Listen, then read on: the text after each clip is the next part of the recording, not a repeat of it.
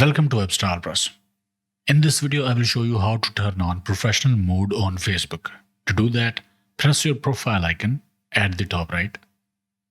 Tap three dots besides search icon at the top right. Select Turn on Professional Mode. Press Update your profile. Choose your default audience. You can go with the public, friends, or custom. I will select friends. Then press Next. And from here, you can review your audience settings. After that, press Confirm button.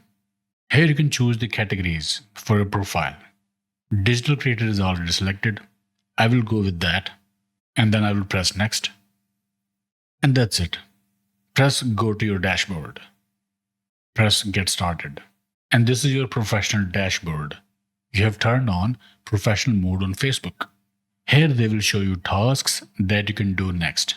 For example, get 3 new followers, create 5 new public posts, get 5 interactions on your posts, etc.